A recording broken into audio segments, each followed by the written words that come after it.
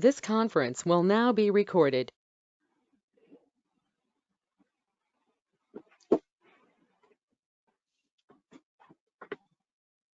Okay. Well, we have quorum and it's 9 o'clock, so I will call the meeting to order.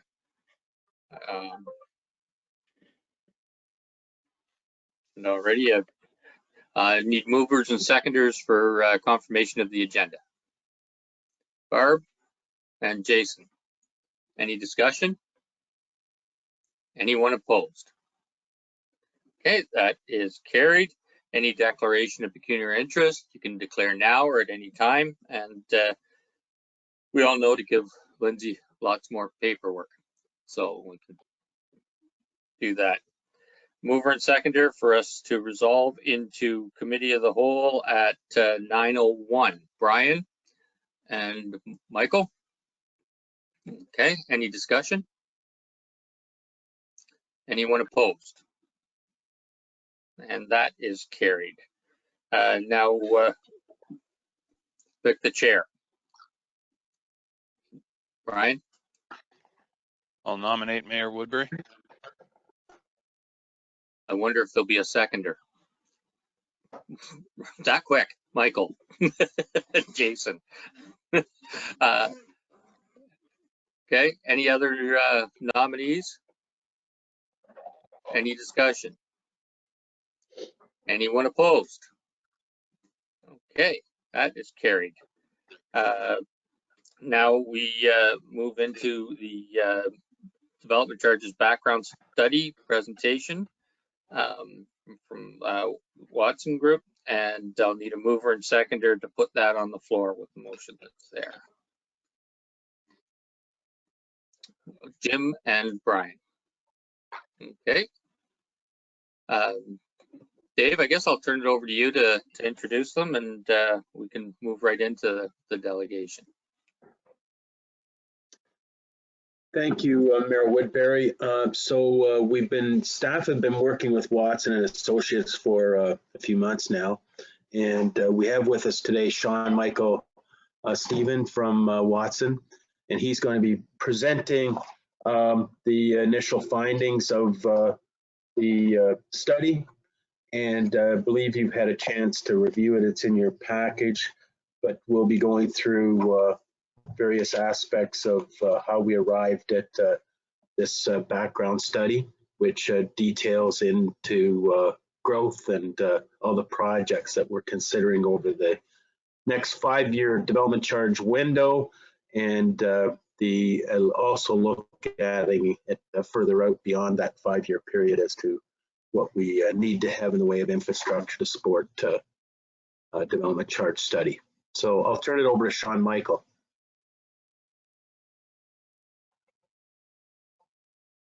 Good morning, everyone. I'm just going to share my screen here with the presentation for you. Okay.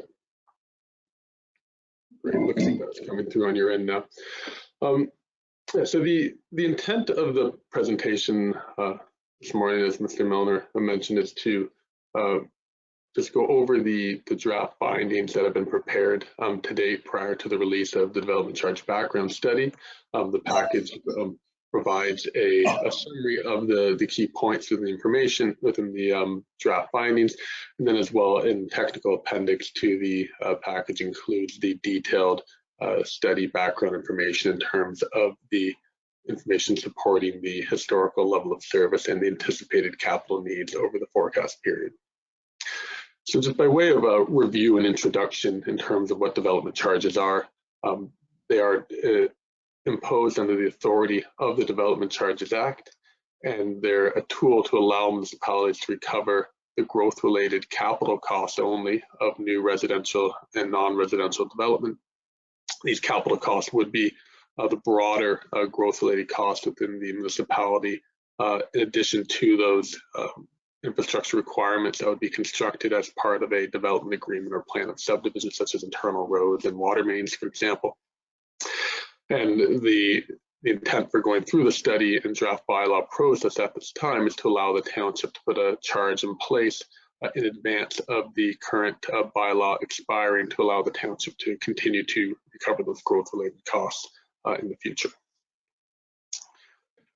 So the study process that's been proceeded through commenced in March of this year with detailed discussions around the anticipated development within the township, as well as the growth-related needs to accommodate and continue to provide services to that new development with staff. Those draft findings then presented to township staff last week before proceeding to the draft findings presentation today. Stemming from this meeting, the next steps in the process will be to formally release the development charge background study on the township's website. There's a requirement under the Act to do so at least 60 days before the bylaw can be passed. And then during that 60-day period, the municipality needs to hold a public meeting of council, which is currently scheduled to be held on September 7th of this year, before the bylaw would come back to council for passage on October 5th of this year, with it anticipated the bylaw would become effective on the date of bylaw passage in advance of the expiry of the current bylaw in mid-November.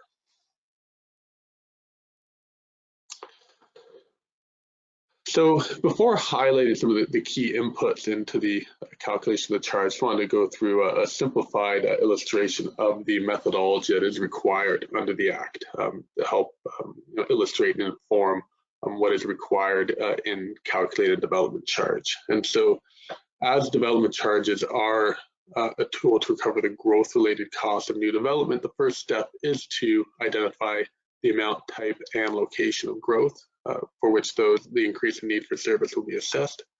And then in assessing the increase in need for service for the next increment of development, there's a key test that needs to be met in terms of the increase in need for service cannot be at a greater level of service than what has been imposed in the municipality on average over the past 10 years.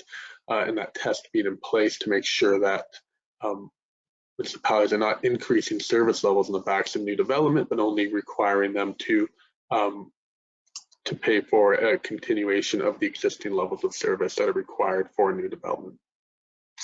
And then as well, when looking at the increase in need for service, the Act now defines only what services are eligible. And so some of the main services that are not eligible to use development charges for are for areas such as general administration, headquarters, parking, arts, tourism, culture, museum, and entertainment, for example. And then so once identifying the capital cost to provide the services to meet the needs of new development, the Act requires the municipalities to look at three main deductions. One being if there's any uncommitted excess capacity within the existing infrastructure that could be used to accommodate new development, that must be deducted. Any grants, subsidies, or other contributions that are anticipated towards the growth-related costs must also be deducted for calculating the charge. And then as well, if the capital cost to meet the increase in need for service will also benefit existing development, that benefit to existing development must also be deducted for calculating the charge. Those net growth-related costs are then allocated to both residential and non-residential development before calculating the charge, typically on a per residential dwelling unit basis and on a per square foot of non-residential gross floor area developed.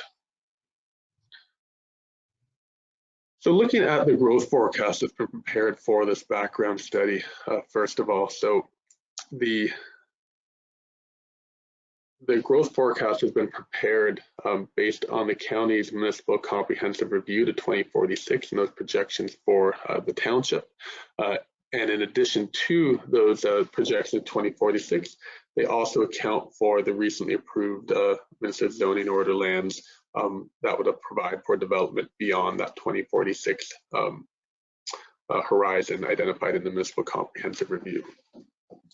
And so in terms of the residential forecast, what that would encompass across the entire township over that 24-year period is growth of about 7,300 additional residents, increasing the total population from about 9,156 to 16,454. Those additional residents would be accommodated in about 3,264 additional residential dwelling units, which would equate to approximately 129 units per year in Dundalk, and about 6 in the service area of Dundalk, and about 6 units per year in the remaining unserviced areas of the township, consistent with recent historical averages. And then in terms of the non-residential growth forecast, we'd see about 1,590 additional jobs created over that period, and about 96% of those occurring in the serviced areas of Dundalk. And with that additional non-residential employment growth, that would occur within an anticipated 1.7 million square feet of gross floor area development. Then the increase in need for service that's been assessed within the background study has looked at services across the entire township, including services related to a highway, which would include both roads and related infrastructure and associated public works facilities and vehicles, fire protection, parks and recreation, library, waste diversion, and growth-related studies pertaining to the eligible service areas.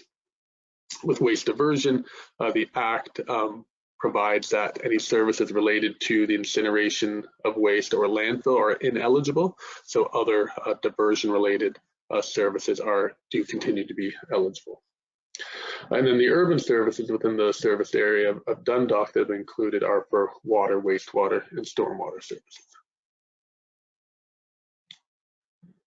So across those service areas, we look at the anticipated capital needs to meet the increasing need for service, and the capital projects to do so. About $117.5 million in gross capital costs have been identified over that 24-year period. When we look at the deductions that have been made to those total capital costs, the largest deduction is for the benefit to existing development, where about 26% of those costs, or just over $30 million, has been deducted, with those deductions largely relating to the benefit to existing of road resurfacings and the replacement of existing facilities with a new community center. The next largest area is for grant subs and other contributions at about $16 million for anticipated grants towards the construction of a new community center over the forecast period. And then about 10% of the costs, or just under $12 million, have been deducted for estimated existing development charge reserve fund balances. So those reserve funds that have been collected, or development charges have been collected to date and contributed to the development charge reserve funds, are available to fund the future needs and do not need to be collected again, and so they are deducted from the future capital costs to be collected from new development. So after those main deductions, about 50% of the total cost, or just under $60 million, are included in the calculation of the charge. When we look at how those growth-related costs break down by service area, we see about 53% of the costs relate to the water and wastewater services over the forecast period. About 19%, or $10.9 million, are for the services related to a highway. And then the next most significant areas for parks and recreation services, representing about 16% of the cost, or $9.3 million, with lesser amounts included for fire protection, waste diversion, library, stormwater, and studies. So bearing in mind that total development charge recoverable capital cost of about $59 million, when we look at some of the key projects that make up those growth-related costs by service area, and again, the full details provided in the technical appendix for your purview. When we look at services related to a highway and about $10.9 million in growth-related costs, the majority of those costs do pertain to gravel to paved road upgrades, as well as road resurfacings that would be required as a result of new development over the forecast period. With fire protection, the majority of those costs are related to the expansion of a fire station, as well as an addition of a new ladder and pumper truck, comprising about $3.7 million of the total $3.8 million growth-related costs. Within parks and recreation services, one of the main service areas from a capital needs perspective, with about $9.3 million in growth-related capital costs, The most significant project contributing to those costs is the development of a new community center, which, including future anticipated financing costs, would represent about $34.1 million in gross capital costs. About $8 million, or a little under a quarter, 25% of those costs would be development charge recoverable after accounting for the replacement of existing facilities. And then as well, one of the other significant areas of need within Parks and Recreation Services is the addition of further parkland amenities such as soccer fields and ball diamonds, as well as vehicles and equipment items. For library services, there was about $2.6 million in needs over that 24-year period. About $1.6 million is for additional library facility space, as well as $1 million for future library collection materials over that period, with those provisions included to maintain the average historical service levels that have been in place for new development. Waste diversion, the main project included there is for the Dundalk transfer station upgrades. Growth-related studies are included at just over $400,000. The needs there are fairly consistent with what was included in the prior background study, however, at updated capital costs and for a longer forecast period.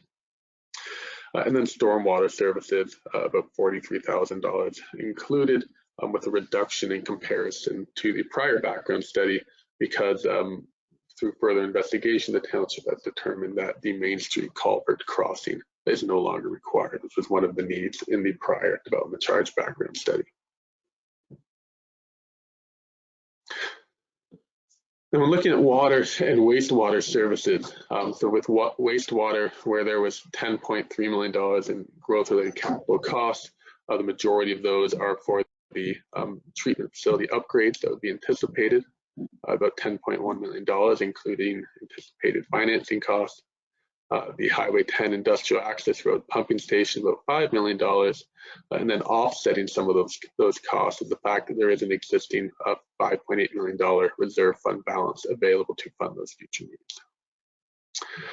With water services, about $21 million in growth-related capital costs have been identified.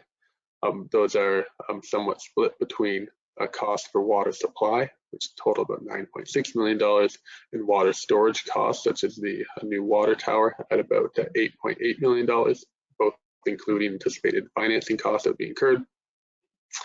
And then as well, there's an additional Highway 10 water main looping project included for $1.8 million. And then similar to the situation with wastewater services, there is a significant existing development charge reserve fund balance of about $2.4 million that is available to offset some of those future needs. So based on that increase in need for service and the capital costs and the anticipated development over that forecast period, the charge has been calculated in a consistent structure with the charge that is currently imposed in the township. And so you can see for residential development, the charge is imposed for single and semi-detached dwellings, other multiples, apartments of 2-bedroom and greater, or 1-bedroom and bachelor, with those charges being differentiated based on the assumed occupancy of the dwelling units based on census data. With obviously a 1-bedroom and bachelor apartment having a lower assumed occupancy than a single and semi-attached dwelling. The non-residential charge for the most part is calculated on a per square foot of gross floor area basis. But then consistent with the current charge, there's also a development charge for wind turbines and solar farms, non-residential development that don't produce traditional gross floor area, but that charge being imposed on a residential equivalent basis for services related to a highway, fire protection services, and growth-related studies.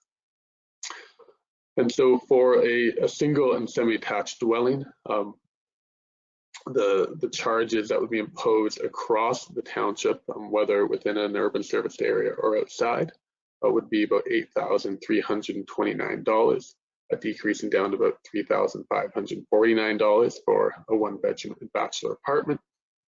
And then if developments occurring in the service areas of Dundalk, then there would be an additional charge for the urban service areas of about $9,010 for a single and semi-detached dwelling, for a total charge of $17,339 within the urban service area.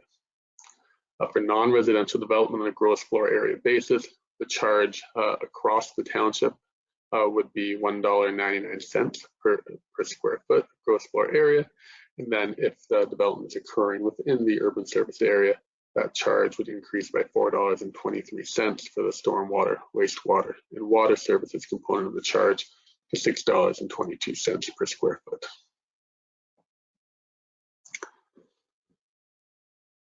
So looking at how that charge compares to the current development charges that are imposed, we can see that for residential development on a single detached dwelling unit basis, for the charges imposed across the township, there would be about a 28% increase in that charge, from $6,513 to $8,329. But then when we look at the component of the charge that's applicable only within the urban service areas, we can see that that charge is actually decreasing by 49%, about $8,654, with the majority of that decrease being related to the wastewater service, with about a $7,500 decrease in the single attached dwelling unit charge therein. And so the reason, to highlight the reason for that decrease in the charge for the water and wastewater services specifically, is really as a result of the township having a better understanding of the infrastructure requirements and the costs for new development, and that resulting in the fact that additional capacity can be provided in a much more cost-effective manner than what had been anticipated in the 2017 development charge background study that informed the current charge. And so, and then we're looking at non-residential development, we see fairly similar patterns in terms of the larger decrease for the urban services.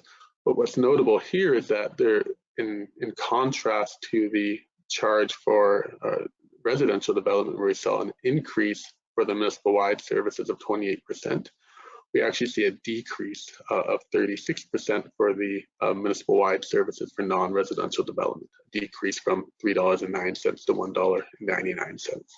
So the reason for that decrease in comparison to the increase for residential development is driven by changes in the underlying growth forecast for non-residential development, where in the 2017 background study, the anticipated development was anticipated to be primarily commercial development that has a lower floor space per worker assumed with that development, where now the anticipated development is anticipated to be the majority of industrial development, which would be assumed to have much more floor space per additional employee created, which creates downward pressure on the calculation of the charge. And so that much greater non-residential gross floor area development that's anticipated is resulting in a larger decrease to the non-residential charge in comparison to the residential charge.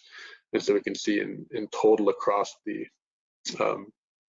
service areas about a 36%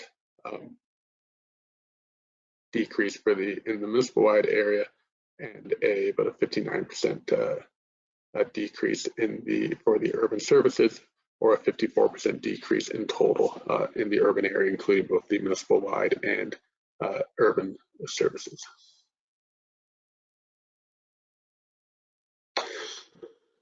So to look at the what those calculated charges mean in terms of the competitiveness of that charge in comparison to other Grey County and neighboring municipalities, the charges are presented here for a single detached residential dwelling unit, including not only the lower tier municipal development charges in the slate section of the bars, but as well as the upper tier charges in the gold yellow section of the bars, and education development charges where applicable in the green section. And so what we can see is that for the charges in the urban service area, with that about $6,800 decrease in the charge, about 28% decrease in the township charge, that equates to about a 20% decrease in the total charge, including the Grey County charges, which actually brings that relative position downward from sort of being in that mid-range of the municipal comparators, down slightly below that in Grey Highlands and just above that in Meaford. Looking at non-residential developments within the commercial sector, we can see that current charge being towards the upper mid-range of the comparisons, below that in the high end of the Blue Mountains, Barrie, Clearview and Grand Valley, but above the remainder of the municipalities. With the charges as calculated currently, that position with a 54% decrease in the township's charge would move the township towards the lower end of the comparison, down below municipalities such as Shelburne and below that of Minto and just below Melanchthon.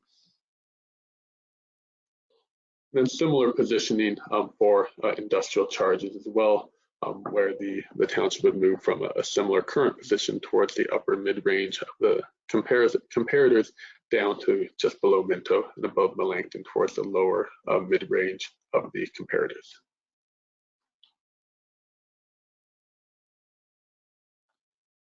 So having understood the charge, how it's been calculated, and the competitiveness of that charge, we want to just spend some time going over the development charge bylaw policies that govern the administration and implementation of the charge.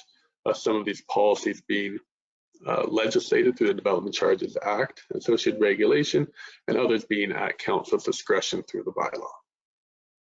And so firstly, in terms of when development charges are calculated and collected, as is the case currently for the township and for most municipalities, the charges are calculated and payable at the time of building permit issuance. Municipalities do have the ability for hard services such as water, wastewater, and roads to require that collection earlier in the development approvals process of subdivision registration. And then as well, municipalities also have the ability through agreement with an applicant to allow for development charges to be paid either before or after they otherwise would be payable. An exception to those statutory provisions that came into effect in January of 2020 is that for any developments that proceed through site plan or zoning bylaw amendments, their charges will now be determined at the time the planning application is made. And those charges will be held frozen at that rate until the building permit is issued, provided the permit is issued within 2 years of the approval of the application. And then a further exception that came into effect at the same time in January of 2020 is that for rental housing and institutional developments as defined in the regulation, they are now actually required on a mandatory basis to pay their development charges in 6 equal annual payments commencing with the date of occupancy. So deferring that time of collection from what would otherwise be required at the time of building permit issuance. And then for nonprofit housing as defined in the regulation, that mandatory repayment period is extended to 21 equal annual payments commencing with the date of occupancy. So with those statutory installments and the charges being calculated earlier in the development approvals process, municipalities do have the ability to charge interest. And so what is being proposed is that interest would be determined on a semi-annual basis and set for the duration of the installment period. And that interest rate would be based on the Bank of Canada prime lending rate plus 2%, that policy being fairly consistent with the majority of the municipalities that have imposed interest rate policies in this regard, and tying it to the Bank of Canada prime lending rate to allow for that interest rate to move as economic conditions change and township borrowing costs would change consistently. So in terms of exemptions to the payment of development charges, so municipalities don't have the ability to waive or exempt development charges on a case-by-case basis. It does need to be defined within the bylaw what exemptions will be provided. And so there are certain statutory exemptions that municipalities must witness that are included within the Development Charges Act. And so those include that existing industrial buildings can expand their gross floor area by up to 50% without the payment of development charges. What will be included within was proposed to be included within the draft bylaw is that when an industrial building is considered existing, be defined as of the date of the passage of the bylaw, with the intent of doing so, so that landowners can't continually expand a building on a rolling basis and continue to get a 50% exemption as they expand the building in stages, so that they are only eligible to receive an exemption of up to 50% of the gross floor area that was in place at the time of bylaw passage.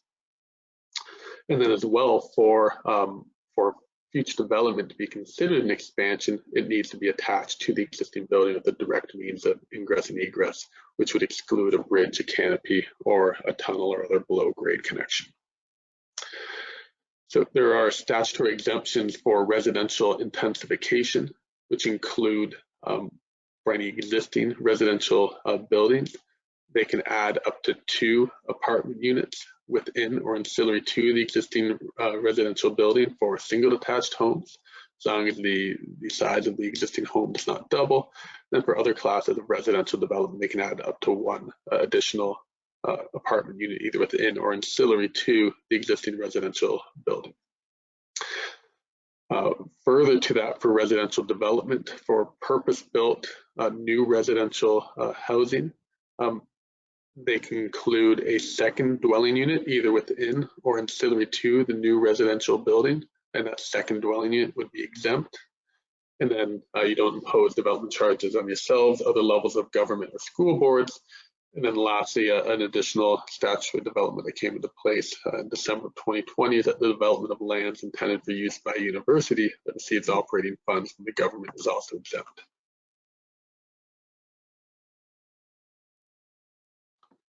So in looking at the proposed non-statutory development charge exemptions, so these are being the exemptions that are at council's discretion to include in the bylaw.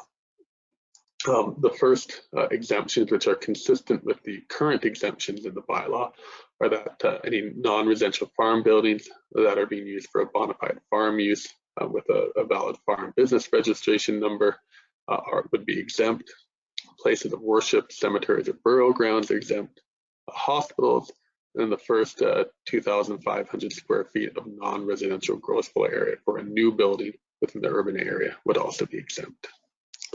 The last 2 items, which are types of deferrals and exemptions, are proposed additions, whereby any affordable housing that's being provided through a program administered by a government agency, such as the federal provincial level or the Grey County or the township, would be deferred as long as the terms of the housing agreement are met. If the terms of the agreement are not met, then the development charges would become payable as per the terms of the agreement. Similarly, for temporary buildings or structures, it's proposed that these would be exempt, but that the applicant would enter into an agreement to remove the structure within an agreed period of time. If the terms of that agreement are not met, then the development charges would become payable.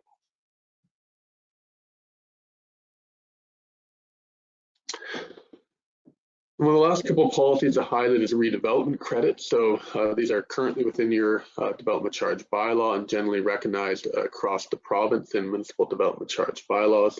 The intent of a redevelopment credit is that where you have an existing building that has an existing level of service, if that building is converted to another use or demolished and replaced with another structure, the conversion or replacement of the existing building does not represent an increase in need for service, and so there wouldn't be no development charges associated with replacing what was already there. And so those redevelopment credits will be granted provided the redevelopment occurs within 5 years of the demolition of the existing structure. The credit that would be granted could not be greater than development charges that would otherwise be payable. and then as well, credits won't be granted for any demolitions or conversions where the existing use would have been exempt under the current bylaw. And so this redevelopment credit policy being consistent with the policy currently in place in the township. And then lastly, with last couple here with indexing, in terms of the intent of indexing, so the Act allows municipalities to adjust the charge annually to reduce the cash flow impacts between bylaw update periods, so that the charge can be increased to approximate increases in underlying capital costs that would be occurring. That indexing can occur on a mandatory basis or a discretionary basis. What's proposed is to maintain the current policy of indexing the charges on a mandatory basis on January 1st of each year, in line with the Statistics Canada Non-Residential Building Construction Price Index for Toronto, as required under the Act. And then so lastly, just a couple other bylaw definitions that are being revised for your information. The first would be related to the charge for apartment units and stacked townhomes, is that a stacked townhouse would be charged as an apartment dwelling unit, consistent with how stacked townhomes are treated in census data. Self-storage units, the definition of industrial use is being clarified to identify that self-storage development is not an industrial use. And then lastly, for the current and proposed non-statutory exemption for farm buildings, what's being added to clarify the intended application of that exemption is that the exempt non-residential farm buildings will not include retail sales activities such as restaurants, banquet facilities, hospitality accommodation facilities, gift shops, services related to grooming, boarding, and breeding of household pets, as well as marijuana and alcohol processing or production facilities. So those retail sales activities will not be included within the exempt non-residential farm uses. So in terms of next steps in the study process then, there's an opportunity to receive feedback from Township Council before the background study is issued on the Township's website by the end of next week. As the study being required to be issued by August 6th to meet the anticipated passage date of October 5th.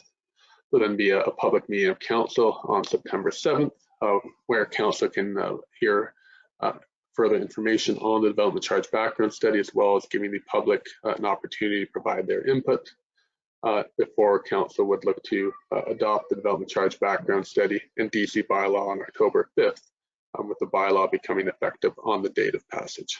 So that does conclude my presentation. I'm available if there are any questions.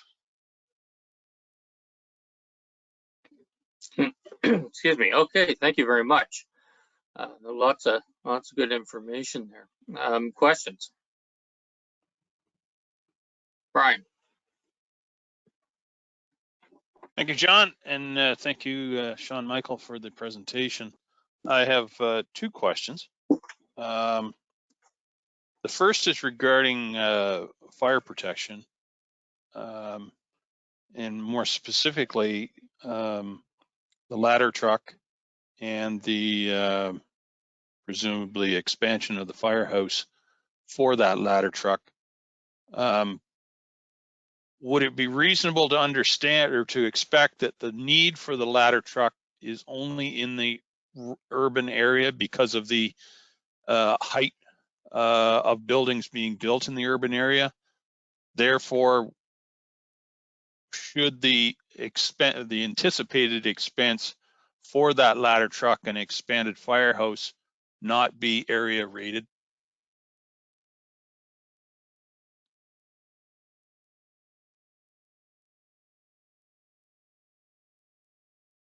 So potentially, and I might need to defer to staff for some further clarity on that. So the needs currently have been addressed in a township-wide basis, consistent with how fire services are planned across the township.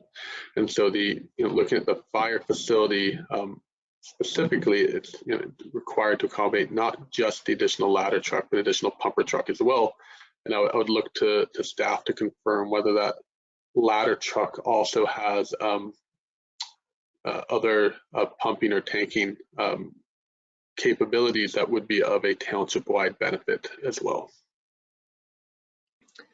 I think Derek can add to this, but what would happen, I believe, is yes, we primarily may be getting it towards higher rise buildings or low rise buildings, but it would be of use throughout the whole township for any structure fire that was too dangerous for the firefighters to go in, or potentially for rescues and things like that. And I don't know of a aerial device now that doesn't have pump and hose, so it would also be a backup pumper at some things. But Derek, if you're there, you could add your thinking to that.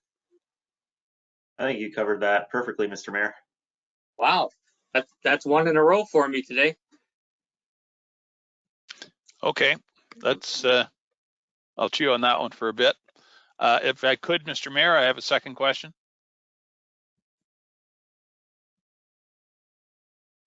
Go ahead. Thank you. I guess exemption for non-residential farm buildings to exclude retail sales activities. Would that also include seasonal farm gate sales? Because there are retail buildings that would be used seasonally for farm gate sales, as opposed to a farm non-residential farm building used to retail, I don't know, farm related, I guess, or non-farm related rather, items. Is there a distinction there or not? Yeah, that's a good question. So the intent of the exemption is not to, or sorry, the intent of the exclusion is not to apply to farm gate sales. So those would be exempt in line with the non-residential farm use. That's good to hear that was the intent, but we'll see whether the follow through happens. Okay, thank you. Go ahead, Dave. You're on mute. Somebody had to take that role on. Anyway, a couple things with Brian's questions. With the ladder truck, we likely have more need in relation to some of these elevator type on-farm grain storage facilities now than even in Dundalk, but I know Dundalk's going to grow with that ladder truck need. The other issue is, as we struggled a bit in the discussion, and I think the best place is to talk about on-farm processing, production, whatever is, if you're creating firewood, that would be normal farm practice. But if you're taking that wood and maybe sawing it into lumber, and that was a on-farm business of selling the lumber and processing it, that might be somewhat different. Maple syrup, obviously, if you're tapping trees and creating maple syrup, that's on farm. But if you were maybe processing it into a secondary product like maple sugar candy or something and selling that more commercially. So there is a bit of a fine line there, but I think where zoning changes are required, that would trigger that type of requirement for DCs as well, was the discussion. Thank you. Any other questions? Barbara?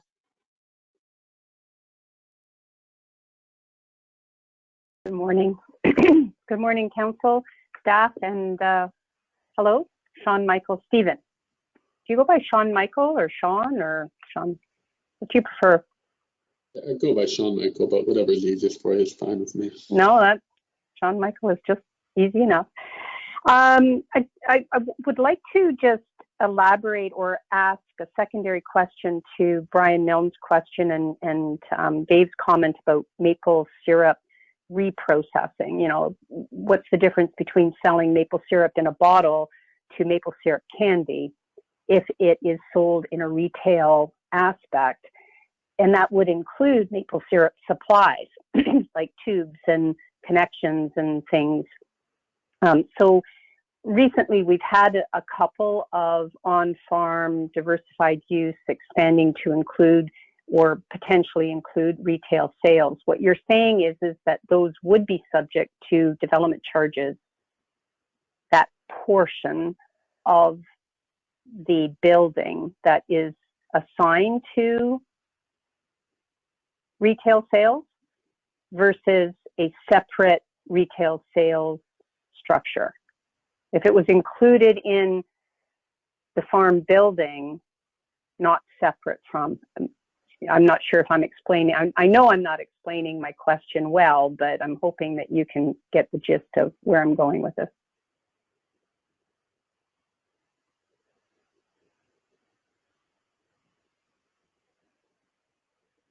Yeah, so the intent and the way the intent of the exclusion is, again, is meant to reflect that where you are in, where property owner may be engaging in these retail activities that are not, specifically related to the farming practice, and the sale of those commodities.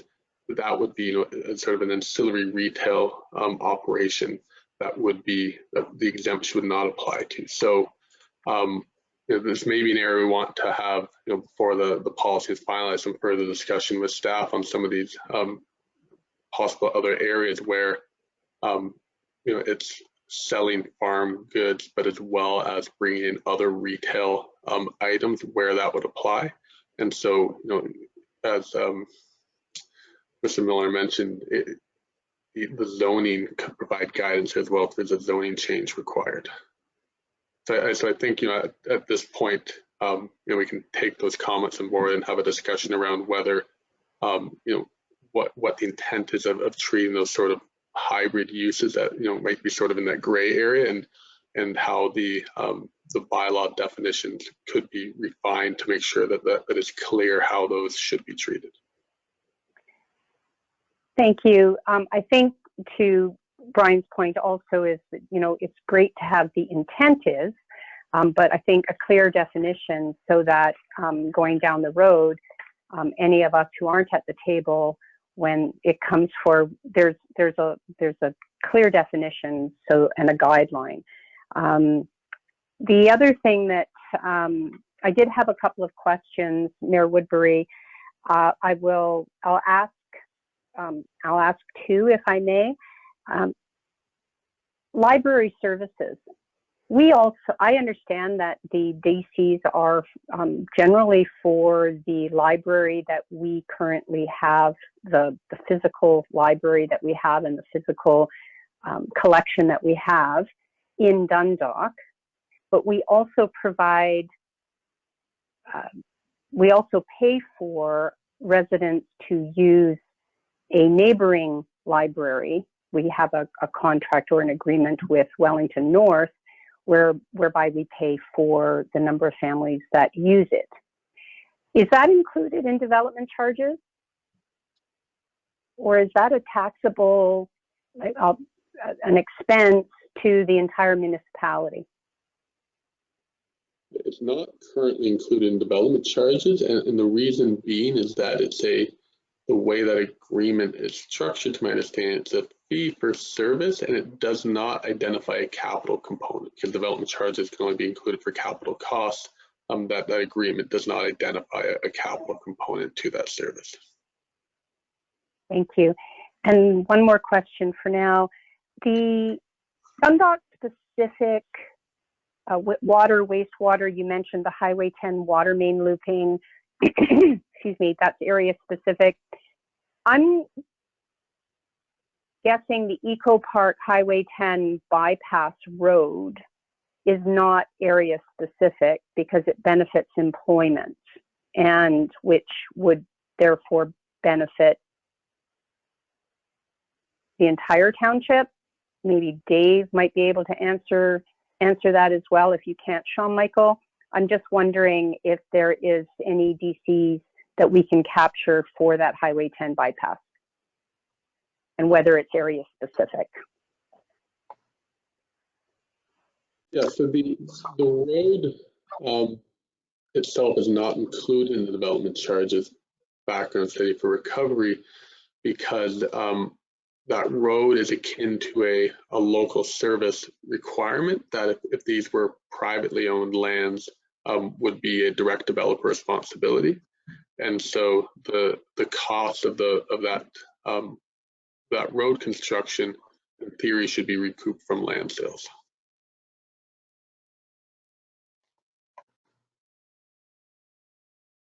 Go ahead, Dave. Yeah, so just to add to that, there is one part of that project that will be under the DC, and that's the sewage pumping station.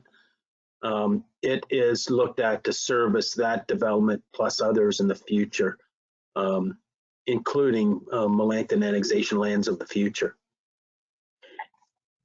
Thank you both.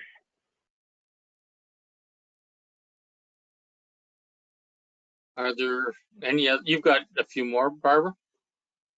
We'll come back to you after we get to everyone. Yeah, I have one more, but I wanted to wait and let others have an opportunity. Sure. Jason.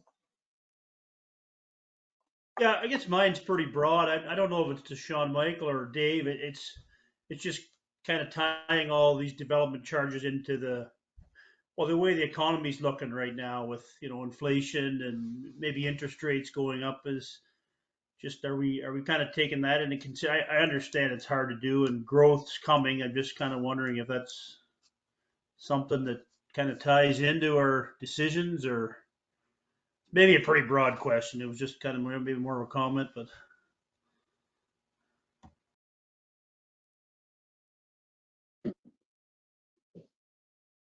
Yeah, you can go ahead, Dave, if you want. Yeah, so I guess we don't usually take that into consideration. The things that drive the development charges, the capital needs, and the population growth. And much of the reason, and I'll stand corrected by Sean Michael, is that the development charges come down from what it was. Is that it's two reasons. Our growth projections are higher than in the last study. We were kind of in a new territory of collection and growth and so on, and capital needs. So that is one of the reasons it's come down. The other reason is the main reduction is in wastewater. And back when we did this study in 2017, the need for wastewater was really focused at likely the need for a plant. There's been technology that has come into place or been available to the industry that we are now looking at. It makes that can push that need further out. With efficiencies of technology, we're looking at now collecting less because we have collected a fair bit in the past to support that kind of a development or that kind of a capital project for development. Maybe I'll turn it back to Sean Michael to make any other comments, but basically, the need for development charges, if you want to do a project, there it is. It's obviously going to have to stand up to the private sector and analysis of profit or profitability in that economic climate. So we really don't take into account, in my mind, the economy at that point in time. The economy slows up, the economy slows down. Speeds up or slows down. And the development charges are there if the industry needs that infrastructure, it's there, and we can collect money to continue to support them with it. Yeah, I think that's well said, and maybe just one thing to add there in terms of broader economic impacts of development charges is that with even to the extent that the charges were increasing, which they're not proposed to, is that that only has a potential increase on development activity to the extent that that is impacting profit margins to the extent that developers are going to look to build elsewhere, which I think that's somewhat hard to substantiate. I think in the specific case with the charges going proposed to go down, that should not have any impact directly on development activity in terms of the higher level of charges that would have currently been considered in developers' feasibility assessments and when they would anticipate moving forward.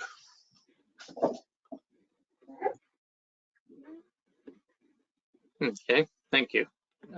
Anyone else with questions? If not, I'll go back to Barb. Okay, Barb. Thank you, Mayor Woodbury.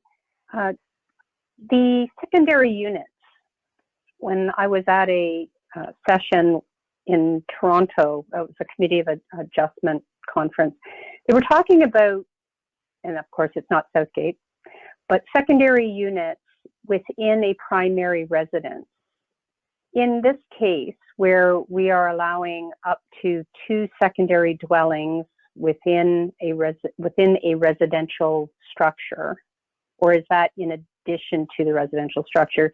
Does the primary residence need to remain 50% of the structure? So if I have my house and it's let's say somebody has a house that's 5,000 square feet, they could convert 2,500 square feet of that structure into additional apartments, as long as the primary residence, the owner's residence, is 50% of that. That was how it was explained a couple of years ago, but that could have changed. So that might be a difference in terms of what they were allowing from a zoning standpoint. So, okay. So the distinction here between what the Development Charges Act will allow to be exempt is obviously within the constructs of what a municipality zoning bylaw will actually allow them to develop. So, subject to the municipality zoning, you can add up to 2 additional apartment units within or ancillary to the existing building. So it could be you have a single family home and you add 2 apartment units above a detached garage.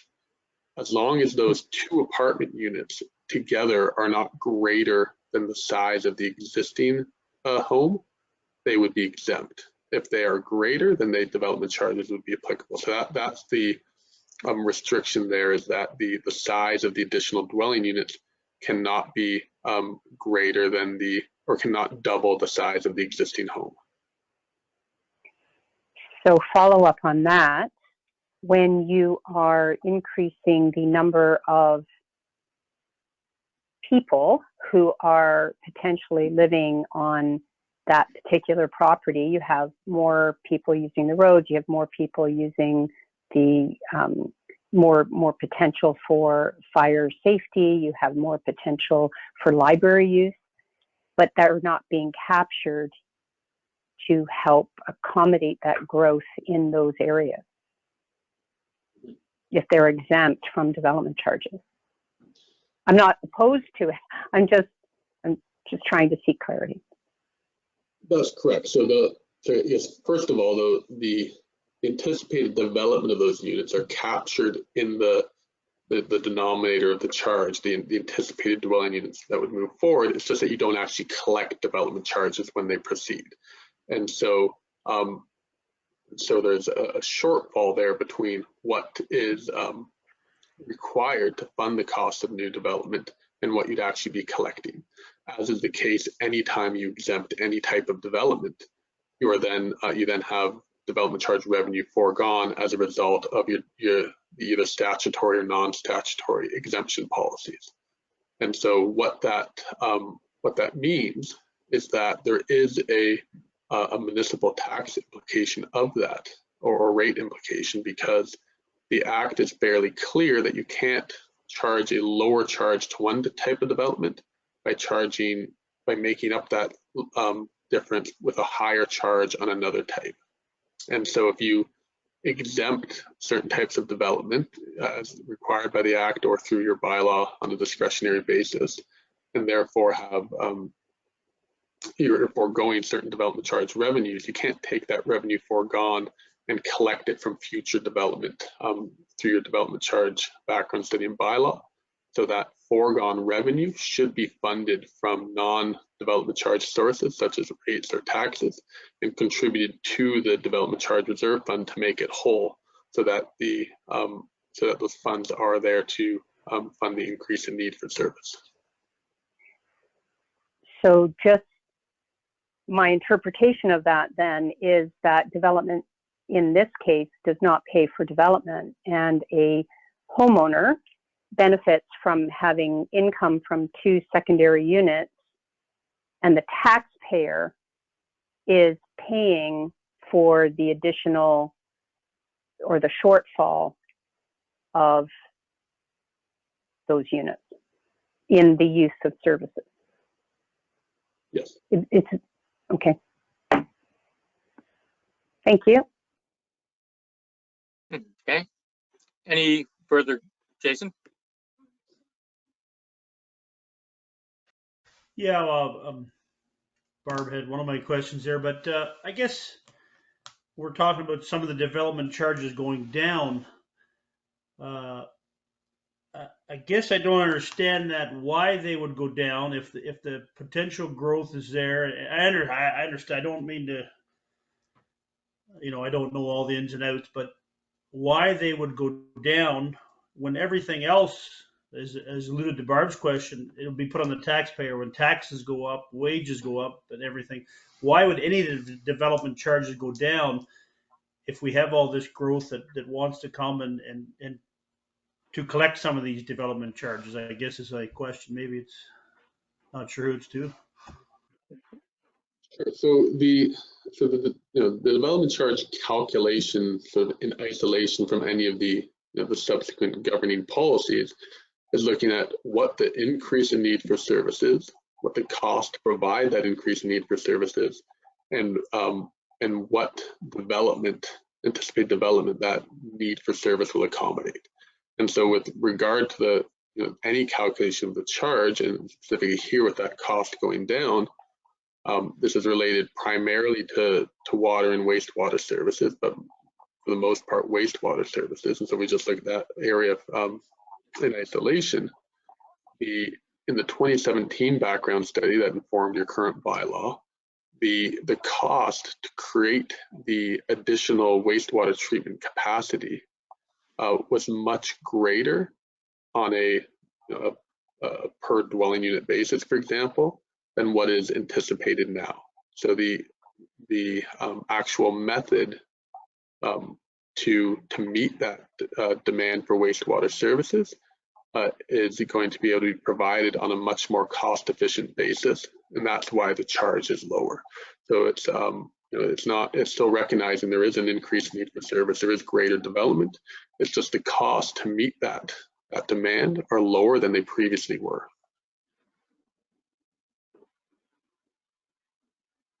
Okay, I get that. I just I don't understand why it would go down if they're paying that now. Why would we? We keep wanting more from the taxpayers and everything. So why would the developers not have to keep paying that? I guess is my question. But I get what you're saying. But. Mm-hmm. Go ahead, Michael. Yeah, just kind of curious. The last council meeting, Jim mentioned about the shortfall that's going to come up with storm water management ponds, cutting the grass, looking after the grass and all that. How do we capture that for the new development? How do we get that money back up front? Because definitely it's going to be a cost to manage these ponds that we never had before, that are growing every time we build a new subdivision. We gain another one. And at the same time, we need to cut the grass and maintain everything around it.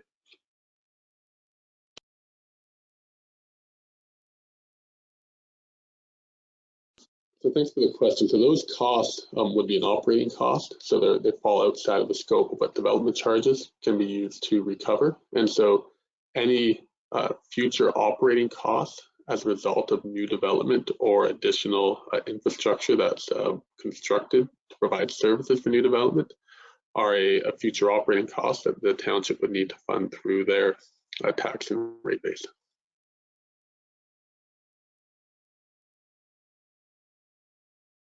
Okay, thank you. And I guess, you can correct me if I'm wrong, we have to assume that subdivision before we're going to be paying for any of that. So we'd be collecting the property taxes for years actually before we assume it. So that would also help us with getting ready for the operating costs. Any other questions or comments? Oh, Dave and Barb. Yep, mute still. Sorry, I'll let Barb go first, and I just want to clarify something for everyone. Okay, go ahead, Barb. Thank you, and thank you, Dave. In relation to development and that DCs are payable at the time of permit issuance, or I'm going to go back to one of your slides. You're talking about site plan approval. If a development is site plan approved, they are tied into development charges today for that rate. They don't get to then say, we want the new development charges once it's implemented. How does that work? Are they still paying development charges based on the 2017 bylaw, or if they haven't built the houses yet, and they don't build them until January, February, they may delay construction in order to take advantage of a lower DC?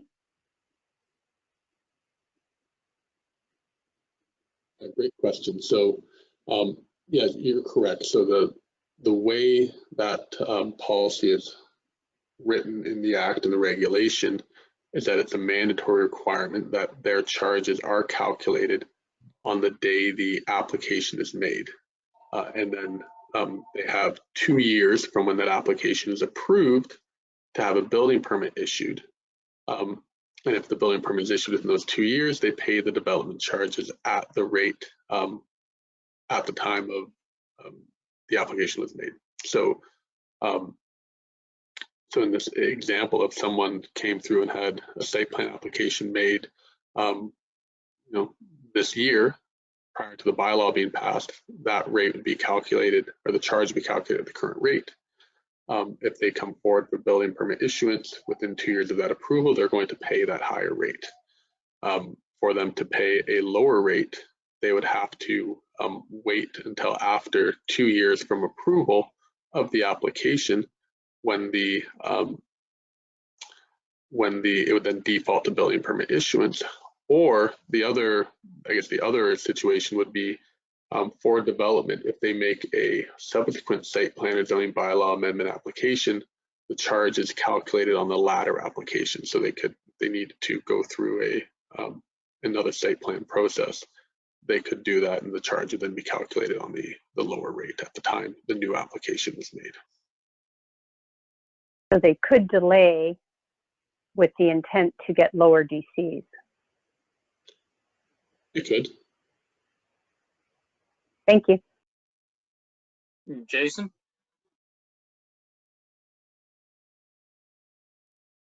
Sorry, John, just a quick one. I don't know if this is to Dave or Sean Michael. We always say that development should pay for development. So I think I've asked it before. What is the actual number? Does it pay 100%? Is it 80%? Or it's kind of a broad question, but I just, we always say development should pay for development, and I'm just wondering, does it always, or? Yeah, so it's a hard question to answer sometimes. And so with one of the amendments to the Act, the Development Charges Act in the last, that came into force a couple of years ago now in 2020, was that there previously for a number of services was a 10% reduction that needed to be made to the capital costs. And so that was one of the main areas where growth did not pay for growth from even a capital perspective, because municipalities had to pick up 10% of the growth-related capital costs. That's been removed now, so you won't see that deduction in services like parks and recreation, for example, anymore. So that has improved municipalities' abilities to recover the growth-related capital costs of new development. However, with the restrictions of only being able to recover the costs equal to the average level of service over the past 10 years, there may still be examples where municipalities looking to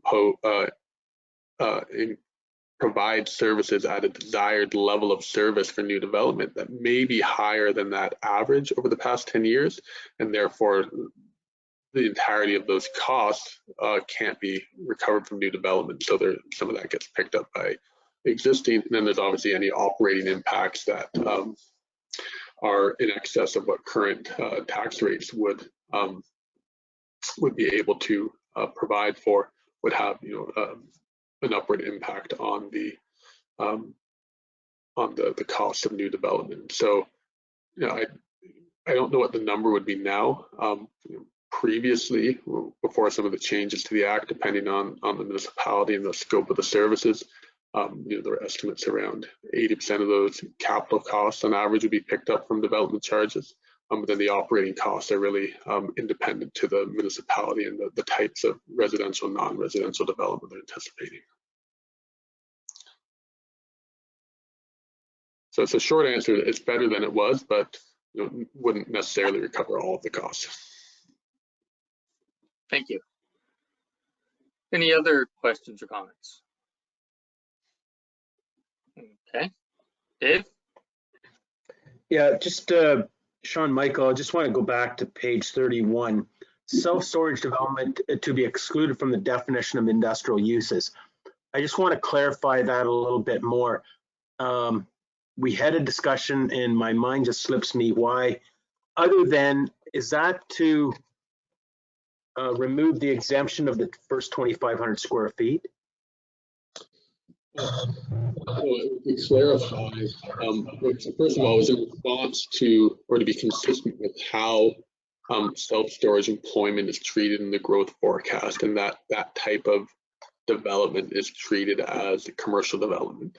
And the reason for being specific and identifying that is in terms of how the industrial expansion exemption would be applied, so that self-storage units are not industrial, therefore they would not be eligible for the 50% exemption for expansions of industrial development. Okay, so as a follow-up, they would qualify though for the first 2,500 square feet or not? Or is that just industrial as well? For all non-residential, so they would qualify. Okay, yeah, okay, thank you.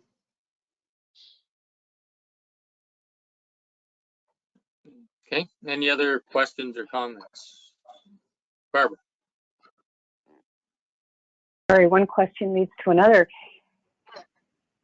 Dave mentioned the first 2,500 square feet of an industrial structure is exempt from development charges. So how does that apply with on-farm diversified use industrial shops that remain below 2,500 square feet? I guess, I mean, they're significantly larger anyway. They would be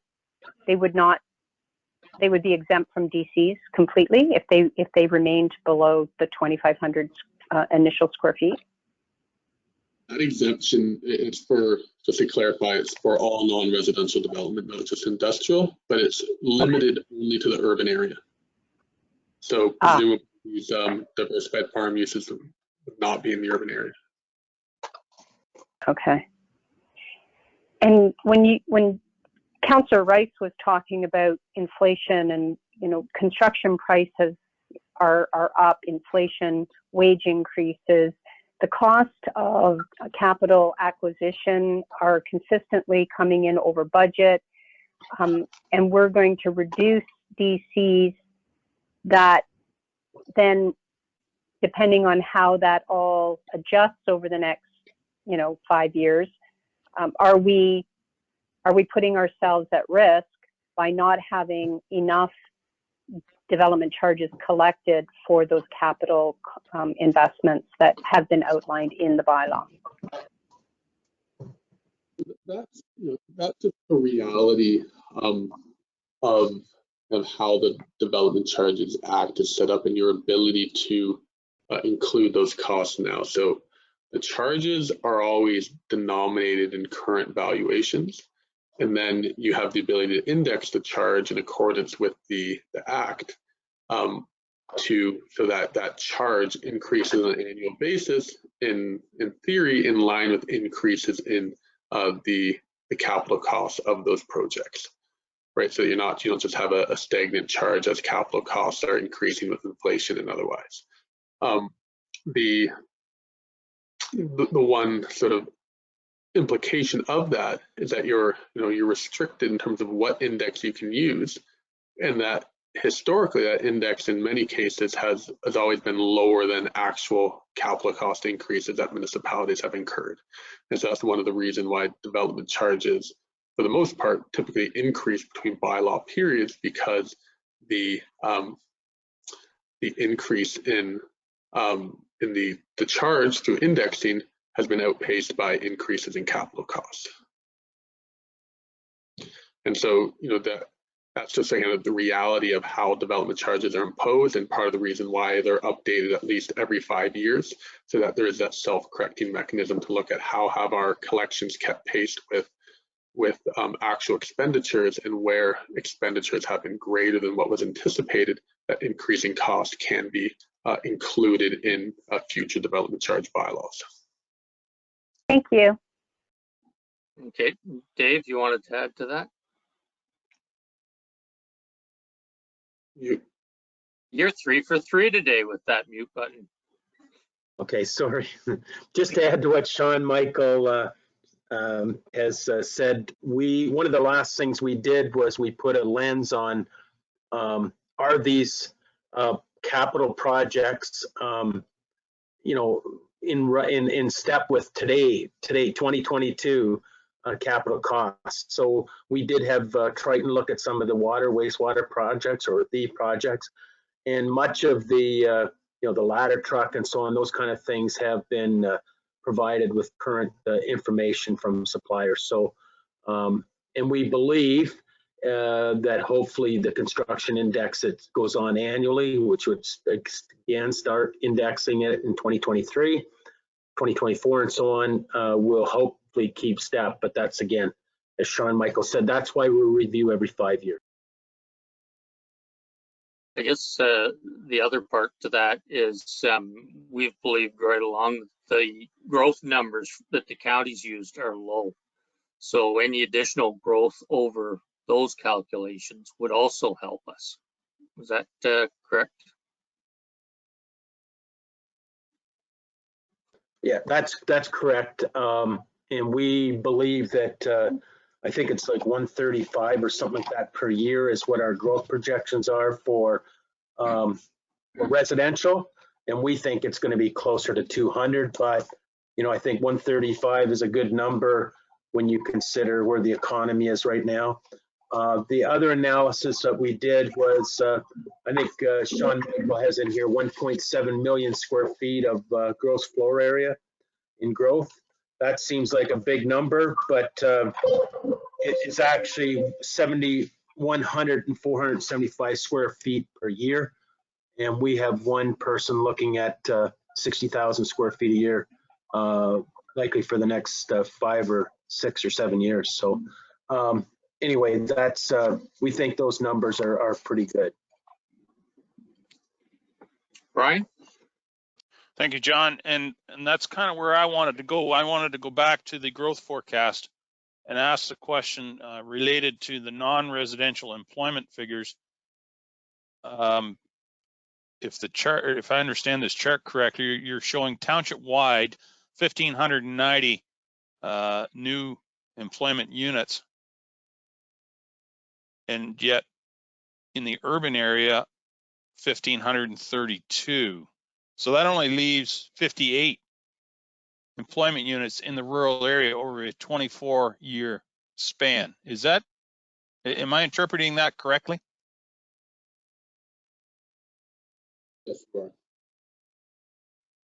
Does that not seem low? I mean, given the on-farm industrial units that have been created in the last 5 years, I'm sure there's well over 100 new jobs there alone. Like, I wonder, is that number off a bit? Do we, because I anticipate the expansion of those on-farm units will continue apace. So a few things going on there. So the forecast non-residential development is based on two main factors. One is on industrial, based on employment lands, and the majority of those being provided in the urban area. And then the other is on what we call activity rates, which is looking at employment on a per capita basis and where that's anticipated to occur. And so if there has been a larger increase in the past 5 years, because this information is being based in terms of employment largely on census information, the 2021 census for employment data is not yet available and won't be available until the new year. And so this would still be driven by 2016 census information. So that could be part of, that if there has been a greater increase in employment with these farm uses, that wouldn't yet be captured. And but if that census data is not going to be available until the new year, it won't be captured by this DC study then, or new DC bylaw rather. Or is there an ability to index that number going forward? No, there wouldn't be an ability to increase in that number going forward. So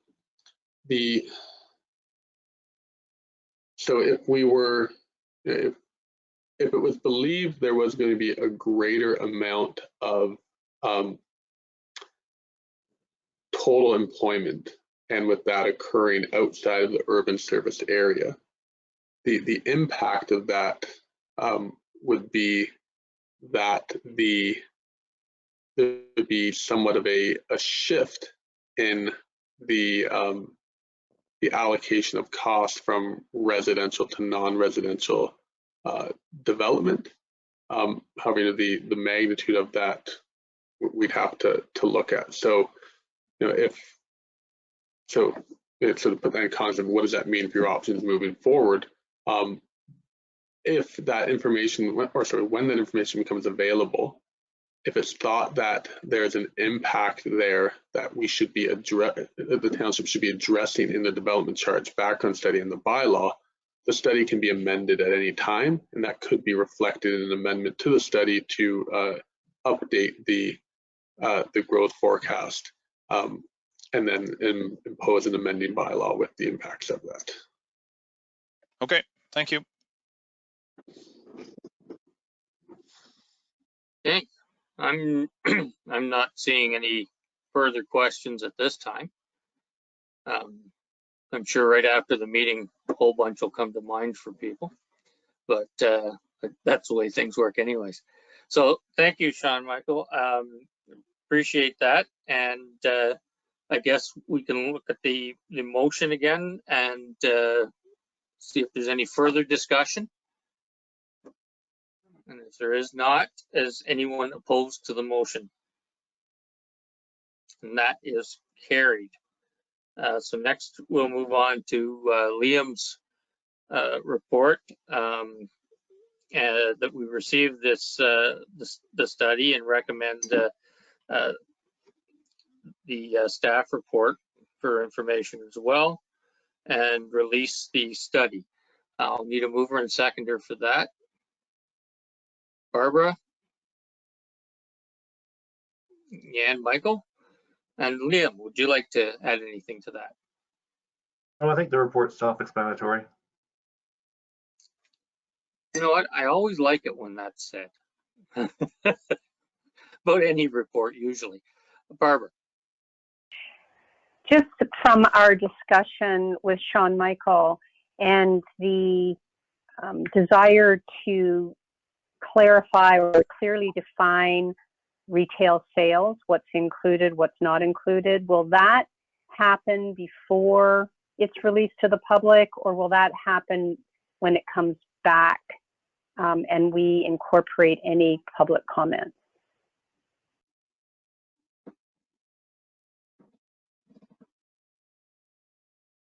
I'm thinking, Dave, I'm thinking that it's be clarified after the public comments before we approve the final DC bylaw. Unless Dave or Sean Michael have another comment on that. If I may add, I think to the extent we can work internally to clarify those before the release of the study, that would be preferable. But if something needs to be revised prior to bylaw passage, that's also an option. Okay, thank you. Dave? Yeah, I think we'll talk with our planner, Clint Stredwick, about maybe some triggers along the lines of a rezoning planning application that would trigger that type of thing would be, I think, fairly definitive and put some good definition around that. Yep. Okay, any further questions, comments? Okay, we'll call a question then. Is anyone opposed to this motion? And that is carried. Now I have a motion that we resolve back to the special council meeting at 10:26. Thanks, Liam. Brian moves it and Jason seconds it. Any discussion? Anyone opposed? That is carried. And now we have the council resolutions. Be it resolved, council received the development charges background study presentation from Watson and Associates Economists Limited for information. Need a mover and seconder. Michael and Barbara, any discussion on that? Is anyone opposed to it? And that is carried. And then we have a second motion of be it resolved, council receive staff report FIN 2022-019 development charges as information, and the council will direct the release of the development charge study for public comment. Mover and seconder for that. I saw your hand go up, Jim, at the last one at the end, so you can, Jim will move it and Brian will second it. Any discussion on that? Is anyone opposed to the motion? That is carried. Next up, we have report from Kayla. It's a staff report we received for information about the property tax and assessment coordinator and where we place it on the band. I need a mover and seconder for this one. Jason and Brian. Hi, Kayla. I haven't seen you since yesterday. Yes. How would you like to let us go over this a little bit? Yes, so as the report indicates, we have had a resignation from our current deputy treasurer and tax collector. So we've taken the opportunity to kind of step back and speak with him and see what the tasks are, you know, and the time constraints, and have reevaluated some of those tasks and reassigned. And due to the significant growth, and as well as, you know, a lot of property transfers and that kind of thing that are very time consuming for the tax role, we are proposing that we split out the property tax and assessment portion of that into its own position. and that there's more than enough work for that to fill that position. So we've created the job description and working with the person that's been in that position for quite some time.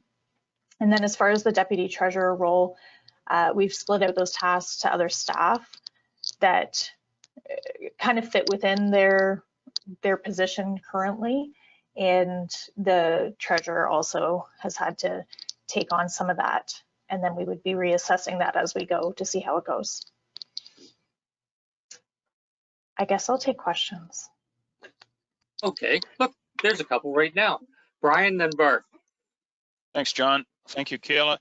So if I understand correctly, there's no change in FTEs? That's correct. Thank you. Okay, Barbara? Thank you. Thank you, Kayla. Two questions. I guess there's no change to FTE at this moment in time. Is the deputy treasurer a statutory requirement? And will we require a deputy are we required to have a deputy treasurer? Go ahead, Lindsay. I bet you know. So you're required to have a treasurer, which obviously we have, and the act says that you may appoint a deputy. So no, it's not a requirement. Okay. And the other question is, how does this grade, this new, the job evaluation committee has regraded the job description to grade, I think it's on pay band 10.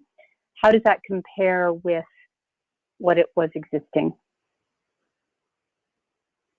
So it was pay band 9. Thank you. Okay. Any further questions? Not seeing any. I can call the question. Is anyone opposed to this motion? And that is carried. And thanks to staff for all the work that was put into kind of reorganizing and doing things. So it's good. Confirming bylaw. Need a mover and seconder.